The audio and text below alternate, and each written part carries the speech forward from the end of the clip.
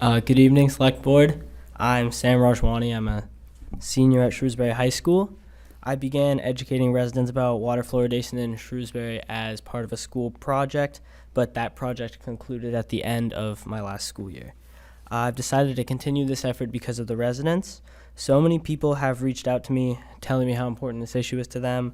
They've told me about skeletal fluorosis, hypothyroidism, diabetes, and many other issues that they link to water fluoridation. I believe this board has also received emails from residents. So today I'm here just as a Shrewsbury resident who was called to act by other Shrewsbury residents, and I'm going to give a presentation providing some details about Article 7 on the warrant for the upcoming special town meeting on October 22nd. If town meeting votes in favor of Article 7, Shrewsbury residents will be able to decide whether or not we want fluoride in our water for the first time in our town's history. I'm here today asking this board to recommend Article 7 to town meeting. So I'm sure you've read the exact language of the bill by now. The article says that if town meeting votes in favor of the citizens' petition, they will order the Board of Selectmen to petition the state legislature asking for a home rule exemption on Chapter 111, Section 8C of Massachusetts General Law. Then it will be put on the ballot. It is a two-part process for a ballot initiative. To reiterate, the bill goes from town meeting to this board to the state legislature and finally back to the town for all of the residents to vote on in a general election in May of 2026 or 2027, depending on how quickly the article makes its way through the legislature. Essentially, if town meeting votes in favor of this article, then in an upcoming general election, the residents of the town will vote on whether or not they want to continue to fluoridate the water. Originally, this presentation was going to be focused mainly on educating the residents and giving them a voice because that's what the citizens' petition is about at the end of the day, in my eyes. The Finance Committee on Thursday, though, said they would like to see a more data-driven presentation, and I'm happy to oblige. I'd like to start today by shedding some light on how the practice of water fluoridation began. The studies that launched water fluoridation were done in the 1930s by a chemist named Gerald Cox and were funded by the sugar industry via a program called the Sugar Fellowship. Cox's studies found that fluoride reduced dental caries by about 20% on average. Also in these studies, he found that halibut liver oil, which is a strong source of vitamin D, along with phosphorus and calcium, reduced dental caries by 45%. His papers citing the positive results of fluoride are now widely agreed to be filled with caveats, weakly supported assumptions, and contradictory results, yet they launched the practice of water fluoridation.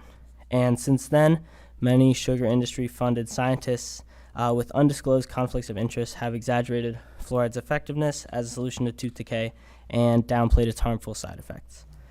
I've highlighted this as well as some other key points on my slide, and the reason that I'm mentioning it is because many of the dentists and public health officials who promote fluoridation don't truly understand why many studies that support fluoride cannot truly be taken at face value. If you have any questions about this, I'd strongly encourage you to read an article entitled The Sugar Industry's Effort to Manipulate Research on Fluoride Effectiveness and Toxicity, a 90-Year History, which was published in the Environmental Health Journal last month and has over 350 source citations. It's where I found the information I just shared with you and much more information that I don't have the time to share. The paper is listed at the end of my presentation as the first citation on the second works cited page. I believe my presentation will be available on the Select Board's website attached to the minutes of this meeting. Now, all of us know the benefits of fluoride that have been championed for decades. To many Shrewsbury residents, fluoridated water is the status quo. Fluoride can prevent and even reverse early stages of tooth decay, and notably, it's proven to be more helpful when it is applied topically via things like the brushing of teeth or application of dental varnishes. Than when it's being applied systemically, which is via the drinking of fluoridated water or taking of fluoridated supplements or fluoride supplements, for instance. Systemically applied fluoride notably only helps teeth that are developing or erupting, and children and infants can get it through things like foods and formula. Even for those with developing teeth, topical fluoride application offers the most significant and immediate benefits. Relatively recently, many of the risks associated with fluoride have come to light, and I did talk about this during my last presentation on May 27th of this year, but for a quick refresher, Dental and skeletal fluorosis are the most well-known problems associated with systemic fluoride intake and thus water fluoridation. Dental fluorosis is a very common condition, primarily seen in children, that ranges from mild to severe. It's permanent, and the damage done to enamel can't be reversed. It is mostly cosmetic, although some studies have been done that link dental fluorosis in children to skeletal fluorosis in elderly people in the same communities. Skeletal fluorosis has 3 stages. Stages 1 and 2 are the most common, and they're marked by symptoms like pain, arthritis-like symptoms, and potentially bone spurs. In 2024, the United States Toxicology Program, which is the federal body regarded as toxicity experts, performed a systematic review of all available literature that considered whether or not fluoride posed cognitive harm. They reviewed 72 studies and found that fluoride, at least at levels of 1.5 milligrams per liter, is associated with reduced IQ in children. Scientists have also observed a statistically significant association between fluoride and adverse effects in children at levels lower than 1.5 milligrams per liter. The United States National Toxicology Program has also very recently conducted a pooled benchmark dose analysis to more precisely define the hazard level of fluoride. This analysis was found to have a very strong statistical methodology, something many studies, both for and against water fluoridation, lack. It specifically found that a 1-point drop in IQ is to be expected for each 0.28 milligram per liter of fluoride in a pregnant woman's urine. Notably, maternal urinary levels range from 0.8 milligrams per liter at the median all the way up to 1.89 milligrams per liter, depending on degrees of exposure. Fluoride has also been shown to inhibit insulin, resulting in hyperglycemia, increase insulin resistance, which potentially can contribute to glucose intolerance, increase blood glucose levels, and impair glucose tolerance. Notably, impaired glucose tolerance, which is oftentimes a precursor to type 2 diabetes, has been found to occur with fluoride intakes of only 0.07 to 0.4 milligrams per kilogram per day, and currently the oral reference dose for fluoride, according to the EPA, is 0.08 milligrams per kilogram per day. Fluoride has also been proven to inhibit the thyroid's ability to absorb iodine, thus interfering with the thyroid gland's ability to produce hormones, and high fluoride exposure has been linked to an increased risk of hypothyroidism. A good example of where we see fluoride's risk is in the 2024 ruling from the federal court case Food and Water Watch versus the EPA. After being shown evidence which was interpreted by experts from both sides, the judge, Edward Chen, ruled that fluoride at a level of 0.7 milligrams per liter, or 0.7 parts per million, posed an unreasonable risk to children's IQs. 0.7 milligrams per liter is what we currently have in our water. Where there is that kind of risk, there should also be some sort of choice. Judge Chen argued that an appropriate margin of safety was not applied to fluoride that accounted for vulnerable populations, nor was one applied that accounted for the fact that fluoride was found to cause harm at 4 milligrams per liter. Applying just a 10-fold safety margin that accounts for vulnerable populations, the safe level of fluoride in our water would be only 0.4 milligrams per liter, which is of course less than the 0.7 milligrams per liter we currently have. In April of this year, the EPA announced that they would review new scientific information on potential health risks of fluoride in drinking water. Due to new data coming out about the harms of water fluoridation, I, along with many residents, feel that it would be incredibly beneficial for Article 7 to be put on the next ballot. At the end of the day, water fluoridation is something that residents pay for with their tax dollars. It is forced medication, arguably without informed consent, and it's an incredibly nuanced issue with convincing arguments being made for and against it. A vote in favor of this petition is a vote in favor of residents educating themselves. Just because they're not experts doesn't mean their opinions don't matter. They're more than able to weigh what experts on both sides say and make their own decisions. And as the people drinking the water, they feel the weight of the decision the most. Their opinions matter most of all, especially at a time when, in some cases, the American public can feel like so much is out of their control, when they feel like they maybe can't rely on officials to make decisions in their best interests. A vote in favor of this petition would show the residents that we trust them and their ability to come to informed conclusions. Is there any reason that this board would not support the article at town meeting? That's all. Thank you, Mr. Rajwani. The board will take up this topic under the next agenda item, but board members, are there any questions that you have for Mr. Rajwani while we have him? I have maybe 2 questions. I remember the one, I think it's important to note, during the Finance Committee, I think it was mentioned by Water Department that there is natural fluoride in Shrewsbury water. Can you maybe explain the difference between that and the additive fluoride? Yes, of course. So natural fluoride, they're actually two different chemicals. Natural fluoride is calcium fluoride, and it occurs naturally in the water at about, I want to say, 0.1 milligrams per liter, somewhere around there. I don't remember the exact number. It's less soluble in water, and it also bioaccumulates less in people. So generally, it's not considered to have many of the same effects as what we have in our water, which is sodium fluoride, which is a byproduct of I think it's fertilizer industry and also the aluminum producing industries. But so it's very different. Sodium fluoride bioaccumulates much more in people. It accumulates about 50% of it accumulates in adults and about 80% accumulates in children. And it just is very soluble in water. And I'm trying to think. Generally, most of the risks associated with systemic fluoride consumption are linked to sodium fluoride, what we have, not calcium fluoride, which is what naturally occurs at lower levels in the water. Okay. And one last follow-up. And then other question is, can you comment at all about the cost aspect? For instance, if I'm an individual who, let's say we remove fluoride. If I'm an individual who would want fluoride, what would be the cost at that point for me to get it? And then on the other side of that argument, if we kept it in, what would be the cost of an individual to remove it on my own? Is there a difference there? Of course, yeah, that's a good question. That's definitely something a lot of people worry about, and for good reason. But as far as I've found, it's not too difficult to get fluoride through other sources. So I know some food stamps programs offer fluoridated water that you can buy. I think it's called the SNAP program. And then on top of that, I think Mass Health insurance companies or insurance for lower income families offer free dental cleanings. Quinsigamond Community College offers very relatively cheap cleanings for children and adults.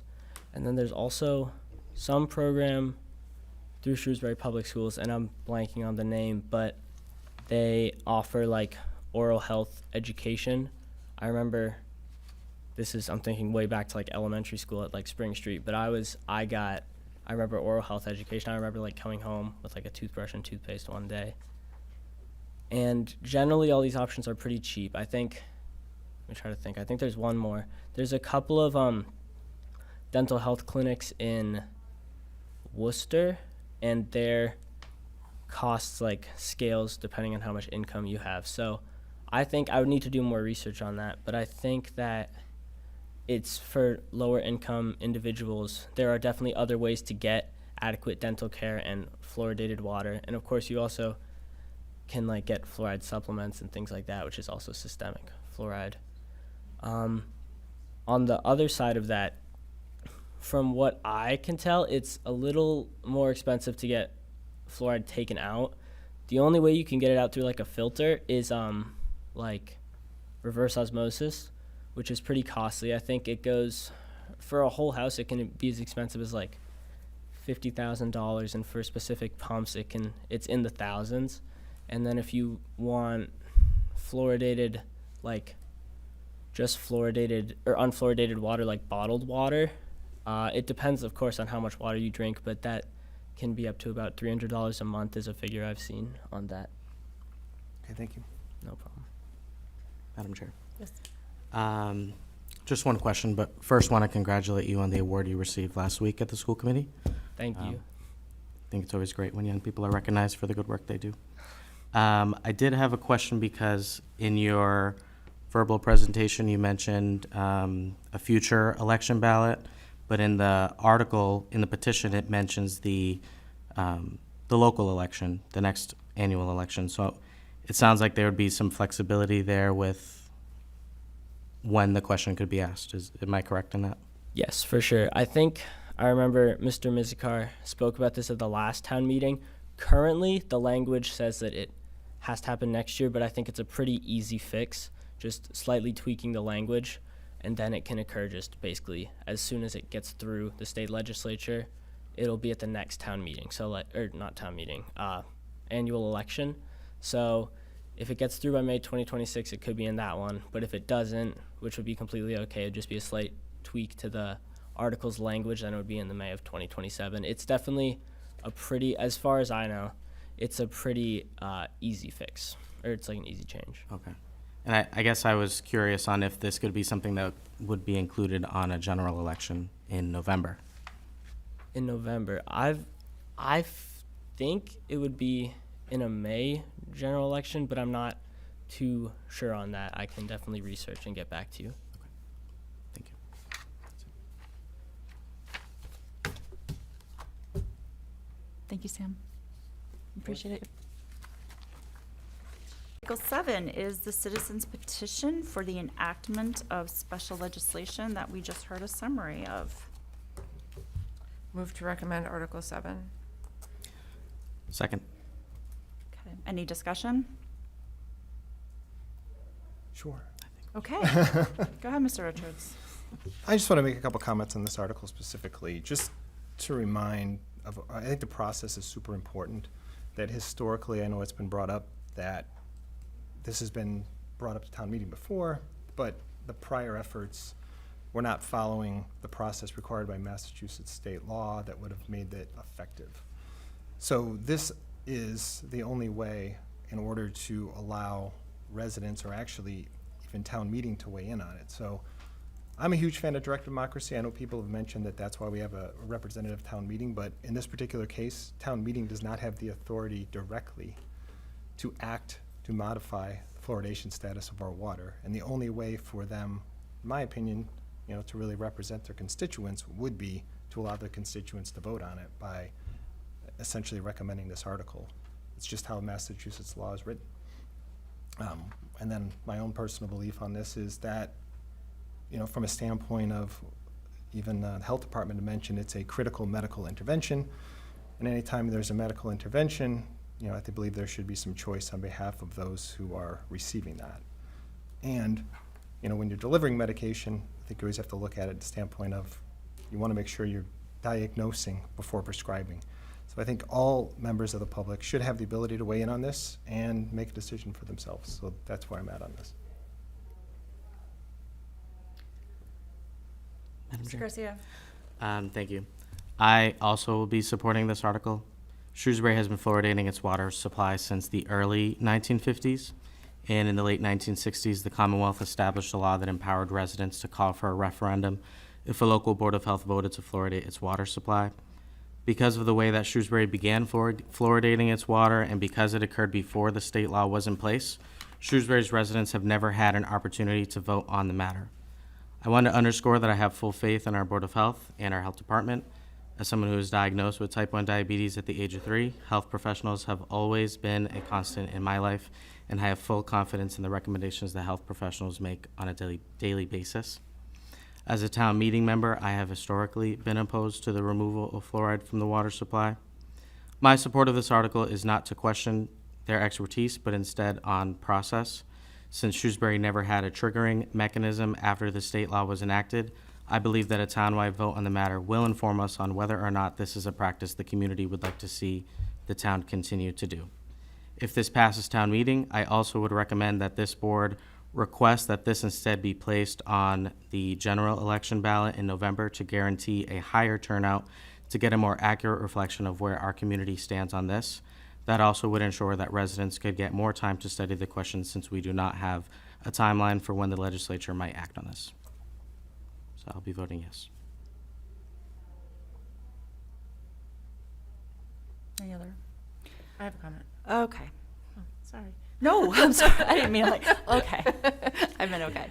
I definitely respect the opinions of my colleagues, and I do care deeply about what goes into our water and how we make decisions in town. I do want to thank Mr. Rajwani for the time he's put into his article. The topic of fluoride has come before us twice before. I've supported it removal from the water both times, even though town meeting had voted to keep it in. But I think that the article before us tonight isn't really about fluoride. It's about what should be decided at the ballot box. And I would like to just take a few minutes to explain why I'm not going to be recommending this article. In recent months, I think we've seen an erosion in trust in government institutions, especially public health science, research, and evidence-based recommendations that exist to keep communities safe. Experts are being dismissed and replaced by internet searches that produce theories that spread faster than facts and lead to fear-based decision-making. This article seeks to reopen something that town meeting has already decided twice and frames it as promoting democracy and transparency. And letting the people decide every issue through a popular vote is not the foundation of our democracy, and this article doesn't necessarily strengthen our democracy. I think it undermines the Board of Health by asking voters to make a complex scientific decision without the benefit of understanding.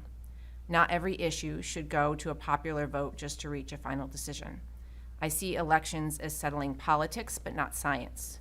And no matter the outcome, some people will always feel unheard and suffer the consequences of our actions. That's why we rely on experts to make decisions based on the wide body of reputable science and evidence rather than emotion. Recommending this article would send a message that proven public health measures are open to debate by anyone, regardless of expertise, and that they can change with each election cycle. I do not favor a system where we sideline experts and bring everything to a popular vote in the name of democracy. While I respect the passion behind the petition, and I see that there are many engaged residents here who support this petition, I do believe it's our duty to stand up for science and public health and draw a distinction between what is decided through the political process and what is not. So that is why I am not supporting this article this evening. I think my position is very similar. I don't see this as, I was elected to govern and not to sort of put every decision before the public. I said at prior meetings that I have not heard an overwhelming request for this from the public, which generated some emails. I got less than 20 emails on it. I think that this is about a campaign to end fluoridation of water in Shrewsbury. It can't be that, this is just about giving the public a choice. And I think it makes it political. And I think that town meeting members should pay close attention to the document that was provided in the town meeting packet. Because I think that, we're going down this road of the CDC and the Board of Health and the town and the state, and everybody is intentionally harming residents. And while there seems to be this, it's balanced and let people do their own research, this is going to be a heavy campaign with a lot of what I feel is, I don't know that people are going to know where to get accurate information. So it's, I do think it's important that we allow public health policy to be set by the Board of Health. And so I think that it will be a great conversation at town meeting, but I just think that people really need to look at what this is, which is generating a campaign, and people will have to be very careful about where they get their information, and that can be difficult because I think we're seeing there's a lot of conflicting information. And so I am also not recommending this article for that reason. If I make a couple comments. Sure. So obviously in Shrewsbury, the town manager appoints the Board of Health, and we have a lot of responsibility, staff, 330 staff across all departments, and we make a lot of decisions, professional staff charged with serving the residents of Shrewsbury, and we take a lot of pride in that. And I also want to recognize the work that has gone into Article 7 and the interest that residents have in this matter and my comments are not about fluoride, but they're about process. And I think this discussion raises the broader question, do we continue to rely upon the representative processes that have served us well, where boards, committees, and professional staff work transparently and weigh evidence, deliberate with the community, and make decisions on their behalf, or do we move in a direction of referenda on individual issues? In this process alone, questions have been raised about whether staff and boards can and should provide their opinion because a referendum may happen. In my view, they must provide their opinion. More importantly, state law and state policy fully support that role because of the responsibility these boards carry on behalf of the community. And I know at first glance, as many have said, a referendum could seem like a democratic approach, yet in practice it often oversimplifies challenging questions that require careful study, context, and balance. Democratic processes go well beyond voting. They include institutions, safeguards, professional expertise, and ensure decisions serve the common good, not just the moment or the majority.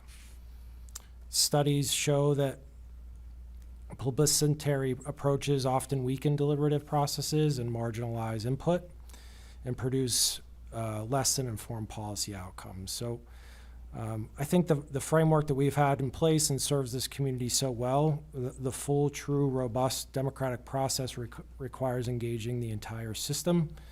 And I know it depends on confidence in that system, and I'm here to serve and do whatever we can to ensure that that trust is as full and robust as possible. The Board of Health also has the authority to make this decision, and full and proper engagement with them could have brought a different discussion with much more input from many more folks. Thank you.